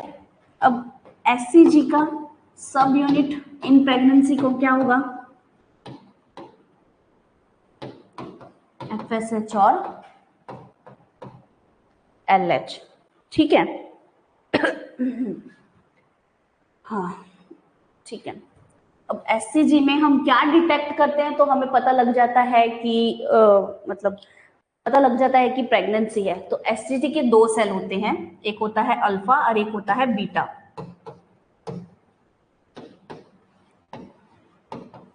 ठीक है। तो एसजी का अल्फा है वो नॉन प्रेगनेंसी में फंक्शन में काम करता है, लाइक आपकी मेंस्ट्रुअल साइकिल हो गया, फॉलिकुलर डेवलपमेंट्स हो गए, यूट्राइन साइकिल है, उसको मेंटेन करके रखते हैं। वो कौन सा सेल होगा? Alpha cell, okay. Beta cell, अगर मान लो कि एसजी में जब आप यूपीटी करवाते हो, यूरिन प्रेगनेंसी टेस्ट करवाते हो, यूरिन प्रेगनेंसी टेस्ट करवाते हो, ठीक है, उसमें हम जो वो एससीजी किट है वो एससीजी का लेवल डिटेक्ट करती है, जिसको हम कंफर्म नहीं कह सकते कि प्रेगनेंसी है, ये हम ब्लड टेस्ट से कह सकते हैं कि प्रेगनेंसी है, ठीक है। क्योंकि एचसीजी का लेवल कभी कभार वो किट अगर मेंस्ट्रुअल साइकिल की आप थोड़े दिन बाद में अगर आप करोगे तो भी वो पॉजिटिव शो कर सकती है, ठीक है। वो पूरी तरह से ठीक नहीं होती, करेक्ट नहीं होता, उसको हम नहीं कह सकते, उसको हम प्रोबेबल साइन कहते हैं, ठीक है। जो ये साइन है इसको हम बोलेंगे प्रोबेबल साइन, जो हम यूरिन प्रेगनेंसी किट से करते हैं। तो बीटा सेल का काम क्या होता है? जो भी आपकी प्रेगनेंसी के दौरान है प्रोजेस्टेरोन को लेवल है उसको पीक तक लेकर जाती है, ठीक है। कॉर्पस ल्यूटेम है उसको मेंटेन करके रखती है। अगर बीटा सेल का जो ब्लड टेस्ट में हम बीटा सेल का जो डायग्नोसिस होता है, अगर बीटा सेल यूरिन में प्रेजेंट होते हैं तो प्रेगनेंसी कंफर्म होती है, ठीक है। ड्यूरिंग प्रेगनेंसी बीटा सेल और नॉन मतलब नॉर्मल दिनों में alpha cell.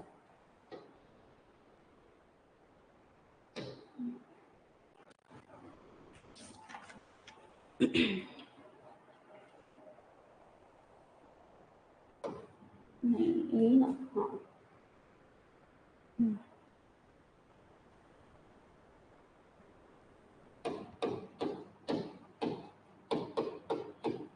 Function of SCG,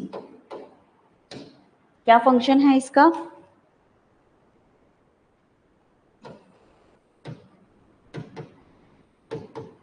maintain corpus luteum during pregnancy, ठीक है। एसजी का मेन काम क्या है? तो ड्यूरिंग प्रेगनेंसी क्या होगा, आपके कार्पस ल्यूटियम को मेंटेन करके रखती है, ओके।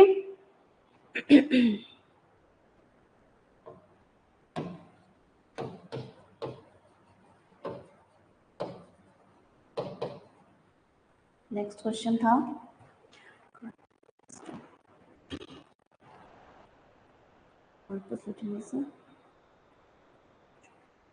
हाँ,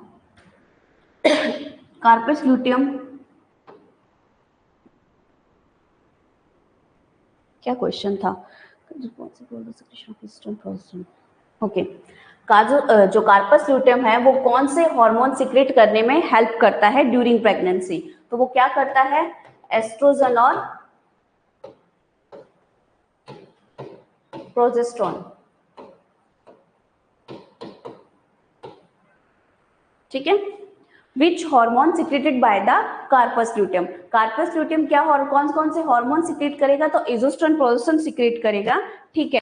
अब कार्पस ल्यूटियम किसके द्वारा मेंटेन होता है? एक क्वेश्चन ये होता है, corpus luteum maintain by the LH, during pregnancy इसको कौन मेंटेन करके रखता है? एलएच। ड्यूरिंग प्रेगनेंसी नहीं, वैसे भी इसको नॉर्मल अपनी मेंस्ट्रुअल साइकिल में भी क्या होता है कि जो भी हमारा एलएच होता है वो सीक्रेट होता है, उसके बाद जो होता है वो कॉर्पस ल्यूटेम को मेंटेन करके रखता है, और कॉर्पस ल्यूटेम क्या करेगा? प्रोजेस्टेरोन का लेवल है उसको इंक्रीज करता रहेगा, जिसके कारण क्या होगा, जो हमारी यूट्राइन वॉल थी वो कंडक्ट हो जाएगी। ठीक है, वो यूट्राइन मतलब प्रॉपर डेवलपमेंट होता है। अब इस दौरान हमें क्या करना है कि वो जो यूट्राइन वॉल है उसको मेंटेन करके रखना है। वो हमें 9 वीक तक या 280 डेज की जो साइकिल है उसको हमें उसमें मेंटेन करके रखना है। ओके, तो ये काम कौन करता है? एलएच रखता है। ठीक है, ये कॉर्पस ल्यूटेम कब तक रहेगा? तो 12 वीक्स, 3 to 4 मंथ तक जो आपकी प्रेगनेंसी है वो मेंटेन किसके द्वारा रखी जाएगी? आपके कॉर्पस ल्यूटेम के दौरान रखी जाएगी। किसके अंडर रखी जाएगी? एचसीजी के अंडर। एचसीजी कौन सिक्रेट करेगा? सिंटरोट्रोफोप्लास्ट। उसके बाद तो क्या होगा कि प्लेजेंटा जो है, ये जो कॉर्पस ल्यूटेम है ये रीजनरेट हो जाएगा, और जो एचसीजी का लेवल है आपकी बॉडी में वो कौन सिक्रेट करेगा? वो प्लेसेंटा मेंटेन करेगा। ओके, नेक्स्ट क्वेश्चन देखते हैं।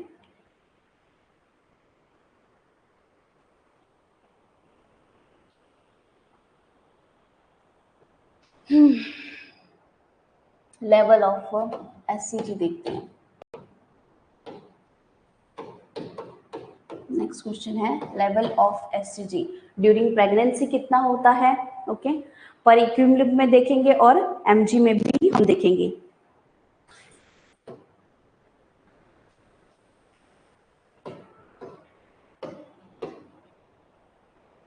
Eight days,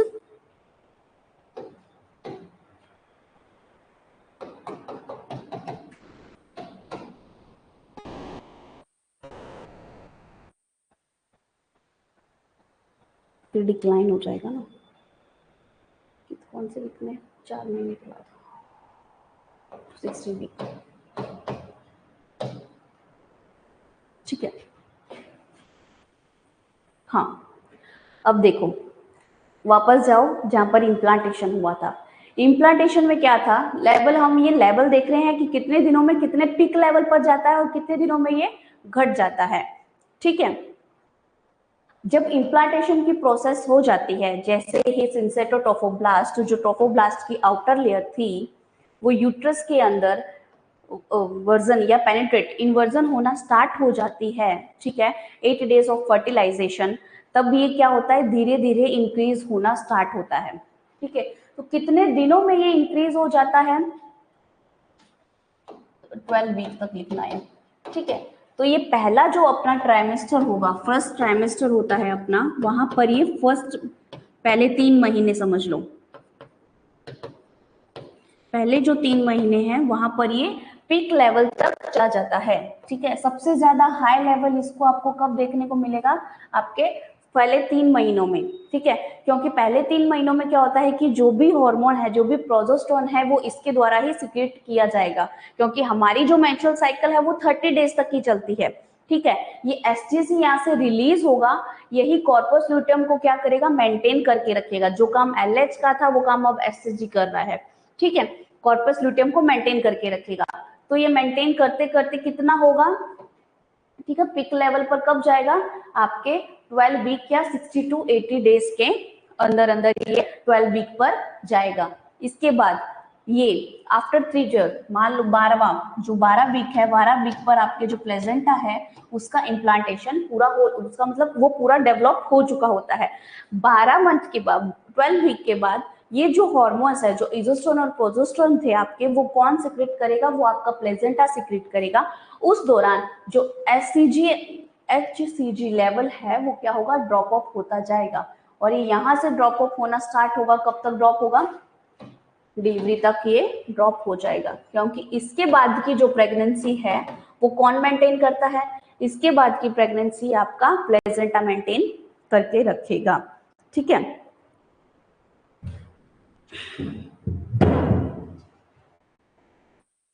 clear? ये इतना समझ आया? इसका लेवल हम एक साइड लिख लेते हैं।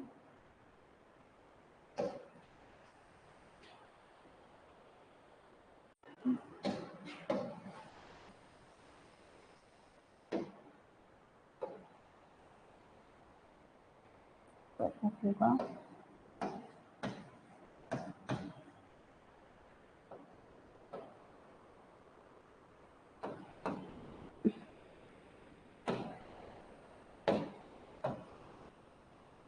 Sixteen.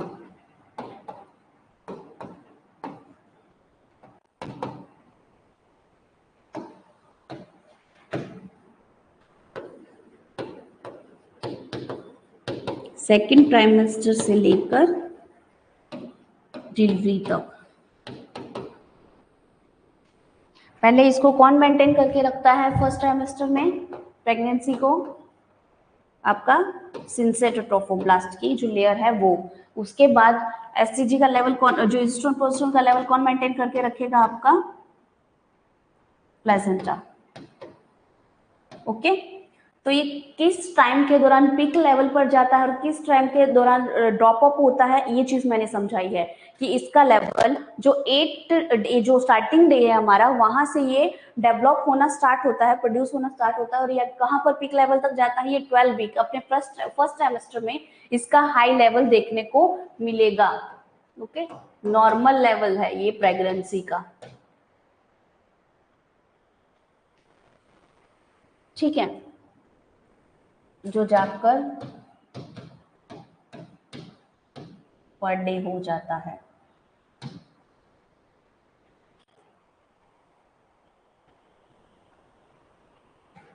Clear?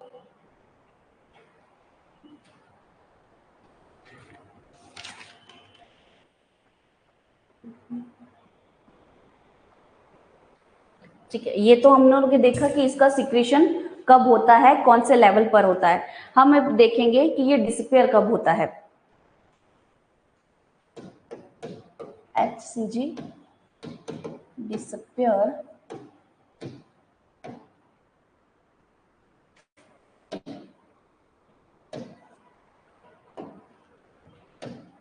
After delivery.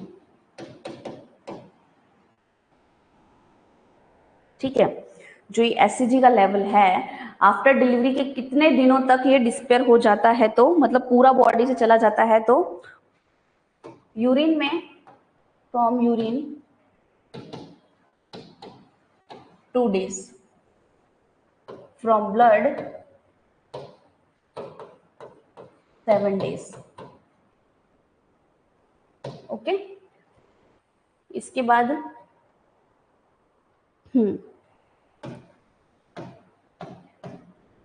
Abortion.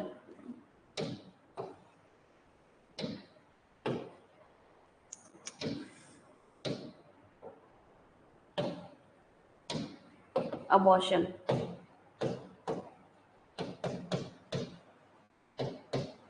Abortion में एसटीजी लेवल को डिस्पेयर होने में 2 to 4 वीक्स लगते हैं आफ्टर अबॉर्ट या डिलीवरी। क्यों ऐसा? अबॉर्शन हम कब कंसिडर करते हैं? जब 20 वीक से लेकर 28 तक की, और 20 से लेकर 28 वीक का जब अगर डिलीवरी हो, अगर फिटल ऑफ कंसेप्शन हो, तो हम क्या करेंगे? उसको अबॉर्शन कंसिडर करेंगे। मान लो कि 3 to 4 यहाँ पर आकर अबॉर्शन हो जाता है, तो ये लेवल जो इतना बड़ा हुआ था, ठीक है, उसको डिस्पेयर होने में टाइम लगता है। इसलिए अबॉर्शन में ये क्या होता है, अबॉर्शन में इसको आते आते डिस्पेयर होते होते 2 to 4 वीक लग जाते हैं। ठीक है, मैंने क्या बोला था कि स्टार्ट कहाँ से हुआ? 8 डेज ऑफ इम्प्लांटेशन, फर्टिलाइजेशन के 8वें दिन से स्टार्ट हुआ, और फर्स्ट ट्राइमेस्टर के एंड तक मतलब पिक लेवल पर कर गया। फिर ये क्या होता है? धीरे धीरे धीरे डिस्पेयर हो जाता है। कब तक रहता है? डिलीवरी तक रहता है, पर डिस्पेयर हो जाता है। ठीक है, तो यूरिन में से कितने दिनों में आपको ये डिस्पेयर होने को मिलेगा? अभी एकदम से डिस्पेयर तो नहीं हो सकता, ठीक है, एकदम से गायब तो नहीं हो सकता, धीरे धीरे जाएगा, क्योंकि लेवल है। अगर हम पर इक्विवेलेंट मिलीलीटर ऐसा कुछ होता है, ठीक है, उसमें देखने जाएं तो ये 50,000 से 1 लाख तक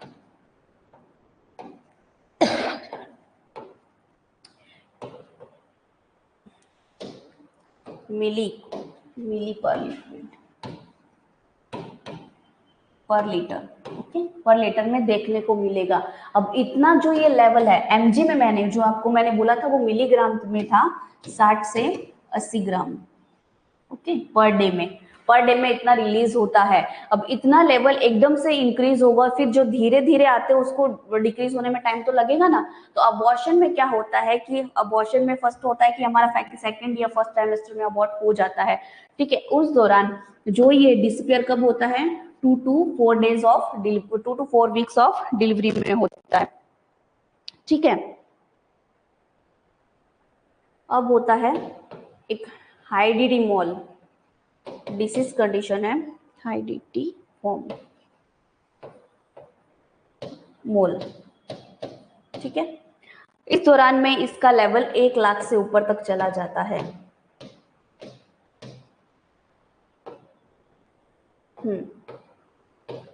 से इंक्रीज हो जाता है, ठीक है।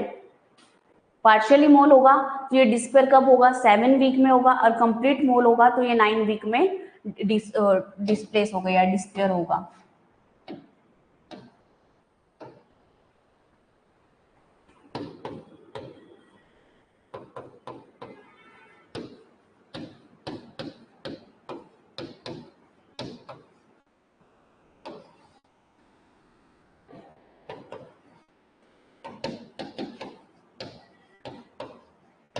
ठीक है, पहले हम लोगों ने पढ़ा था इसके प्रोडक्शन का कि ये कितने दिनों में प्रोडक्शन होता है, कितने दिनों में हाई लेवल पर जाता है। अब हमने पढ़ा है कि आफ्टर डिलीवरी जो भी हमारे जो इवेंट्स होते हैं, मान लो कि डिलीवरी हो गई, अबॉर्शन हो गया या हाइडिटिमोल फॉर्म हो गया, ठीक है, उस दौरान एक कब डिस्पेयर होता है, कितने दिनों में होता है, जो हमने देखा, ठीक है।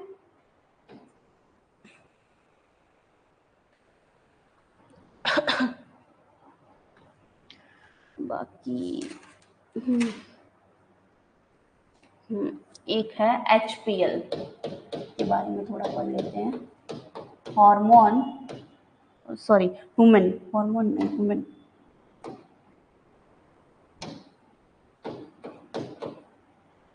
Human placental lactogen, प्लेसेंट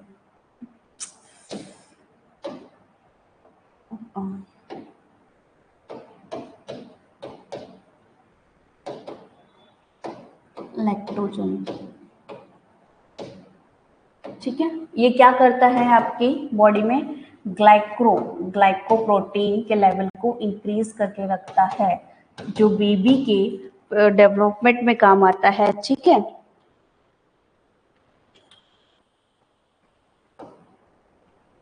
help in baby development. दूसरा ये क्या होता है, ये होता है इंसुलिन रेजिस्टेंस। इंसुलिन के प्रोडक्शन को ये क्या करेगा, रोक कर रखेगा।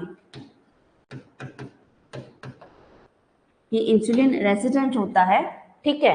अगर ये क्या करेगा, आपके इंसुलिन के प्रोडक्शन को कम करेगा। इंसुलिन का प्रोडक्शन कम होगा तो मैटरनल में जो मदर है उनमें ग्लूकोज का लेवल इंक्रीज हो जाएगा, ठीक है।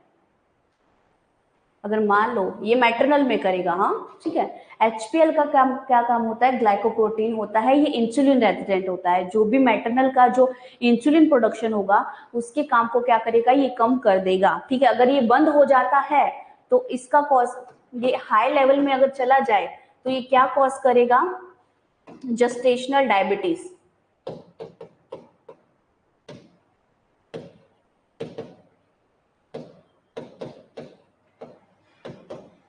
जस्टेशनल डायबिटीज, ठीक है। ये ग्लूकोज का लेवल है उसको इंक्रीज करके रखता है, ठीक है। मैटरनल ब्लड में ये ग्लूकोज का लेवल है वो इंक्रीज करके रखता है, जो कि फीटल को एनर्जी प्रोवाइड करता है।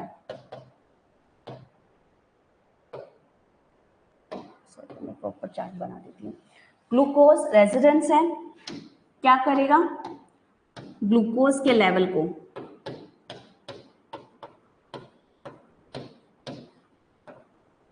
Increase in maternal blood,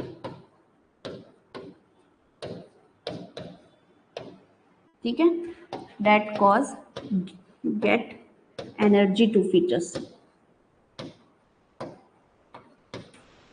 foetus को इसको मेंटेन करके रखेगा।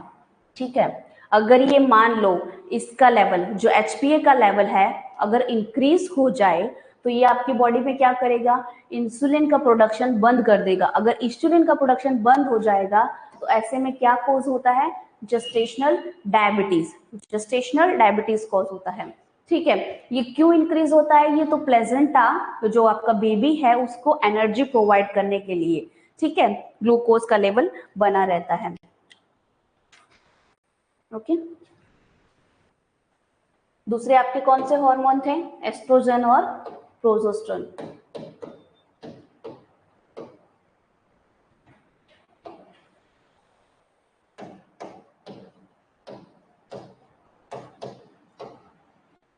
ठीक है, इजोस्टेरोन का काम क्या करता है,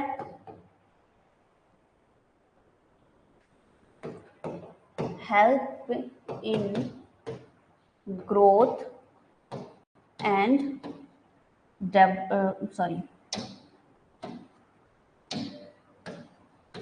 development of fetus, of breast।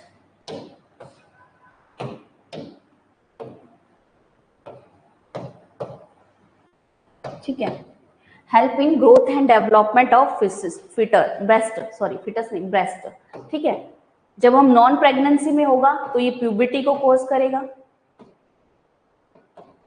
ठीक है, ये कौन से हार्मोन है, ये स्टेरॉइड नेचर हार्मोन्स है। यहाँ पर मैं साइड में लिख देती हूँ।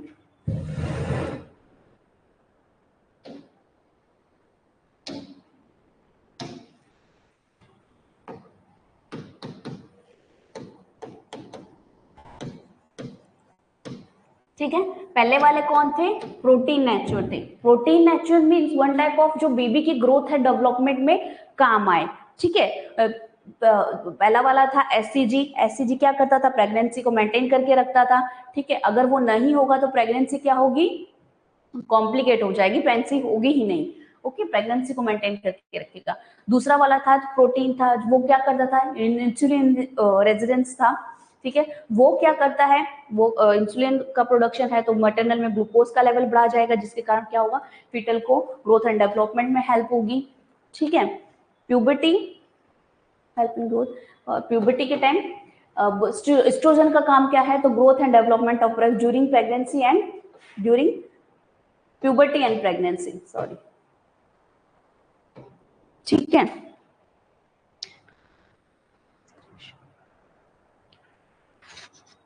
हाँ, ऑल्सो हेल्प करेगा इनिशिएट इन लेबर।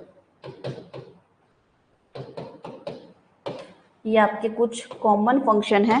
प्रोजेस्टेरोन क्या करेगा, ये स्मूथ मसल रिलैक्शन है। ठीक है, दूसरा ये कॉन्स्टिपेशन कॉज कर सकता है।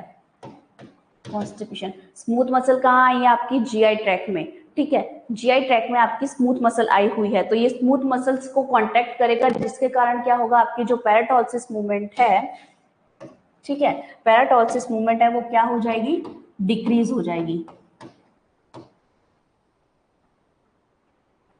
डिक्रीज कर देगा, मूवमेंट डिक्रीज कर देगा। वो डिक्रीज हो जाएगी तो आपको क्या होगा, कॉन्स्टिपेशन होगा, हार्ट बर्न होगा ड्यूरिंग प्रेगनेंसी।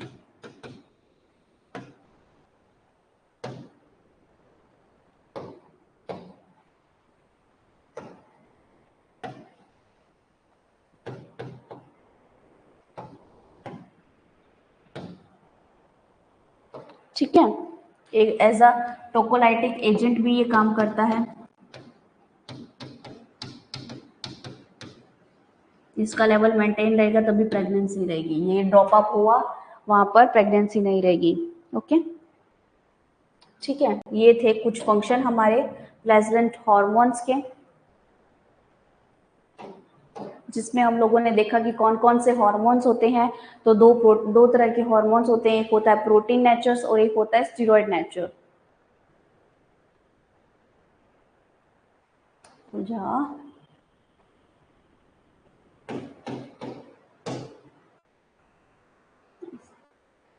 ठीक है, एक होता है प्रोटीन नेचर और एक होता है स्टेरॉइड नेचर।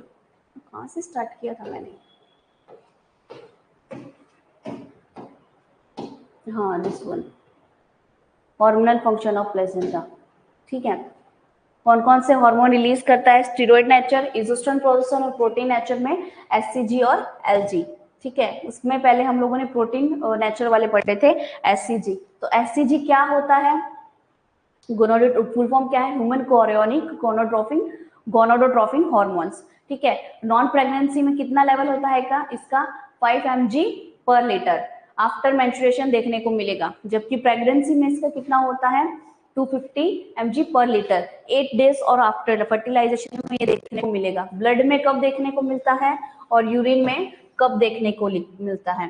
ठीक है, उसके बाद हम लोगों ने देखा कि इसका लेवल कितने लेवल पर ये इंक्रीज होता है और कितने लेवल पर ये डिक्रीज होता है। कौन कौन सी कुछ डिसीज कंडीशन है, लाइक अबॉर्शंस है और हेरिडिटी मोल्स है, वहां पर भी ये कब डिसअपियर होता है, हमने ये सब देखा। ठीक है,